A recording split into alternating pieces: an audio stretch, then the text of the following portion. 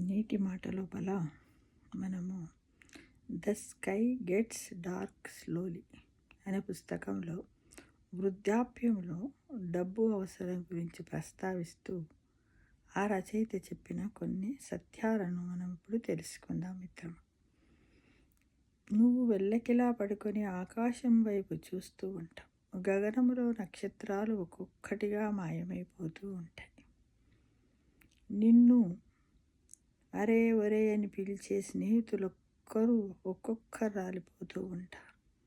నీ చిటికెన వేరు పట్టుకొని నడకలు నేర్పించిన నీ పిల్లలందరూ నీకు దూరంగా వారి వారి జీవితాల్లో స్థిరపడి ఇప్పుడు అప్పుడప్పుడు మాత్రమే నిన్ను పలకరిస్తూ ఉంటారు.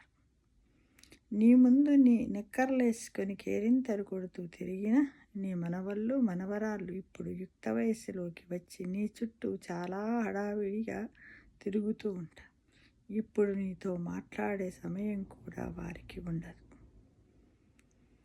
నీ మీద స్పాట్లైట్ ప్రసరించడం మానేసి చాలా కాలం అయిపోయి ఉంటుంది. నీ జీవితంలో నువ్వు ఎన్నో సాధించి ఉండవచ్చుగాక, నీ కీర్తి 4 దిక్కులా ప్రసరించి ఉండొచ్చుగాక, కానీ ప్రస్తుతం దాన్ని ఎవ్వరూ గుర్తించగలరు. ఈ సొసైటీ నీ గురించి పట్టించుకోవడం మానేసి చాలా కాలమై ఉంటుంది. దాహంతో దూరంగా ఎక్కడో ఒక కాకి అరుస్తూ ఉంటుంది. దాని కరవాడి ఎండిపోతూనే ఉంటుంది అన్న మాటకు అసలు అర్థము ఇప్పుడిప్పుడే నీకు తెలుస్తూ ఉంటుంది. నీ చిన్ననాటి స్నేహితుడు అదే ఇప్పుడు నీలాంటి వృద్ధుడు ఎవరో నీకు అప్పుడప్పుడు ఫోన్ చేసి ఇంట్లో తన అవస్థ చెప్పుకుంటూ ఉంటాడు. నీ అమూల్య అభిప్రాయాన్ని చెప్పటానికి ఒక శ్రోత ఈ ప్రపంచంలో దొరికిన సంతోషం నిన్ను తబ్బిబ్బి చేస్తుంది. యవ్వనంలో హెల్త్ ఇన్సూరెన్స్ మానేసి ఆ డబ్బు పిల్లల కాలేజీ ఫీజు కట్టావు. మధ్య వయసులో సంపాదించింది పిల్లల్ని అమెరికా పంపించడానికి ఖర్చు చేసి ఉంటాం. అందరితో నా కొడుకు అమెరికాలో, కూతురు ఆస్ట్రేలియాలో ఉంది అని గర్వంగా చెప్పుతూ ఉంటాం. ఎన్నాళ్ళకొకసారి వాళ్ళు నిన్ను చూడడానికి వస్తారన్నది మాత్రం చెప్పు. అమెరికా నుంచి నీ కొడుకు తన సెల్లు ఫోను క్యాలెండర్ రిమైండ్ చేస్తేనే నీ పుట్టినరోజు తేదీ చూసి నీకు ఫోన్ చేశాడన్న స్పృహ నీకు ఉండదు. నీకు నీ మనవడితో మాట్లాడాలని ఉంటుంది, బోలెడు ముచ్చట్టు చెప్పాలని ఉంటుంది, కానీ వాడు ఇప్పుడు చాలా చాలా బిజీ. అర్ధరాత్రి ఏ నొప్పితోనో నీకు మెలకువ వస్తుంది. పక్క గదిలోని వారికి నిద్రాభంగం చెయ్యాలా వద్దా అన్న సంశయంతో తెల్లారుతుంది. పక్క గదిలో ఉన్నవారికి అయినా సరే, పక్కింట్లో ఉన్నవారికి. పుట్టిన కొత్తలో పక్క మీద శిశువు నెలల తరబడి కదలకుండా ఎలా ఉంటుందో తిరిగి అదే స్థితి సంభవిస్తుంది నీకు. ఒకటి తేడా, అది ఏమిటంటే చిన్నప్పుడు నీ ఆలనా పాలన చూసుకోవటానికి తల్లి ఉండేది, కానీ ఇప్పుడు ఎవ్వరూ ఉండరు. అప్పుడప్పుడు వచ్చి పలకరించే కూతుళ్ళు, తప్పదన్నట్టు సేవలు చేసే కొడుకులు కోడన్లు ఉంటే నువ్వు అదృష్టవంతుడివే. నీ అదృష్టం బాగా లేకపోతే అనాథాశ్రమంలో వారు కూడా ఉండరు. నువ్వు కొద్దిగా ఎక్కువ తిన్నా, అసలు తినకపోయినా, మెడిసిన్ చదివిన డాక్టర్లలాగా నీ పిల్లలు నీకు సలహాలు ఇస్తూ ఉంటారు. ఒళ్ళు వెచ్చబడితే చలిలో తిరగావని, జలుబు చేస్తే చన్నీళ్ళ స్నానం చేశావని, కాళ్ళు నొప్పులు పెడితే గుడికి ఎందుకు వెళ్ళావని నిన్ను మందలిస్తూ ఉంటారు. ఇది 100% నిజం.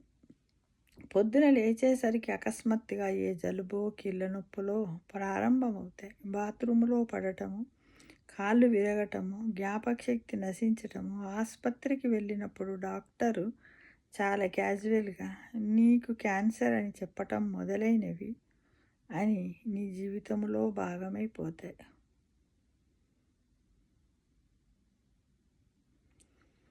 నీది మరీ మధ్యతరగతి కుటుంబం అయితే నువ్వు సంపాదించిన డబ్బు నీ ఆసుపత్రి ఖర్చుల కోసం ఖర్చు పెట్టాలా? చూసి చూడనట్టు నీ మరణం కోసం వేచి ఉండాలా అన్న ఆలోచనతో నీ పక్క గదిలో నీ వాళ్ళు చర్చిస్తూ ఉంటారు. మరి ఏం చెయ్యాలి?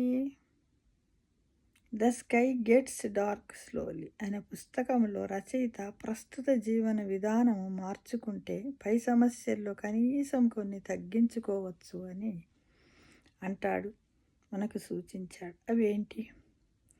ఆకాశం క్రమక్రమంగా నల్లబారుతుందని, ఒక్కొక్క దీపము ఆరిపోతుందని గ్రహించిన వ్యక్తి జీవితపు ఆఖరి స్టేజ్ కోసం ఆరోగ్యవంతంగా ప్రిపేర్ అవ్వాలంటే 5 సూత్రాలు గుర్తుంచుకోవాలి అని అంటాడు. అవి ఏంటి? ఆకాశం పూర్తిగా నల్లబడటం ముందే నీ దారి పొడుగున లైట్లు వెలిగించి శక్తి ఉన్నంత వరకు పనిచేస్తూ ఉండు. 2వది, నీకన్నా అశక్తులకి, అనాథలకి, అభాగ్యులకి చెయ్యగలిగినంత సహాయం చేస్తూ ఉండు. ఏకాంతము స్థానే శూన్యత అంటే ప్రవేశించినప్పుడు అది అతి తొందరలో ఒంటరితనంగా మారుతుందన్న విషయాన్ని నువ్వు ఎంత తొందరగా తెలుసుకుంటే అంతా బాగుంటుంది. ప్రతి మనిషి చుట్టూ ఒక తావి ఉంటుంది. వయసు పెరిగే కొద్దీ అది సుగంధ సౌరభాల్ని వెదజల్లే పరిమళంగానో లేదా దుర్గంధపూరితంగానో మారుతుంది మిత్రమా. ఎలా మారుతుందనేది హుందాతనము లేదా చాదస్త ప్రవర్తన మీద ఆధారపడి ఉంటుంది. 30 ఏళ్ల వయసులో పిల్లలు పుట్టగానే లావవటం సహజం అనుకోకు. ద్విహచాపల్యము తగ్గించు. ఒక వయస్సు వచ్చాక తిండి ఆనందము కాదు అవసరం. వయసు పెరిగే కొద్దీ శరీరం ఇచ్చే సంకేతాలు గమనించు. పెగ్గులు, సిగరెట్లు, ఆరోగ్యంపై దృష్టి పెట్టు. మితమైన ఆహారాన్ని తీసుకో. వయసు వల్ల వచ్చిన అధికారంతో నీ చుట్టూ ఉన్న వాళ్ళని శాసించకు. వీలైనంత వరకు వారి చర్యలపై నీ అమూల్య అభిప్రాయాన్ని వెల్లడి చెయ్యకు. నీ బోధనలు ఆపి ఒక్కడివే ఉండటం ఎలాగో నేర్చుకో. లేకపోతే నీ ఇంటివారే నిన్ను మరింత దూరం పెడతారు. ఒంటరిగా కూర్చొని పుస్తకాలు చదువు. ఏకాంతంలో సంగీతాన్ని విను. ఓపికంటే మొక్కల్ని పెంచుకో. చిన్న పిల్లలతో కొద్దిసేపు వారికి ఇంట్రెస్ట్ ఉన్న టాపిక్స్, కబుర్లు, కథలు చెప్పు. ఎప్పుడైతే నువ్వు మానసికంగా ఇలా ప్రిపేర్ అవుతావో నీ వృద్ధాప్యాన్ని 10 సంవత్సరాలు వాయిదా వెయ్యగలవంటాడు the sky gets dark slowly అనే పుస్తక రచయిత. జీవితం బల్లున తెల్లారుతుంది, మెల్లగా చీకటి పడుతుంది. ఇదంతా చదివి అప్పుడే ముసలితనం వచ్చేస్తుందని భయపడిపోకు మిత్రమా. ఇవన్నీ విషయాలు తెలుసుకొని నాకు అప్పుడే ముసలితనం వచ్చిందా అని మాత్రము భయపడకూడదు మిత్రమా. చూడండి ఎంత బాగా రాశాడు writer. The sky gets dark slowly అనే పుస్తక రచయిత చక్కగా మన జీవితంని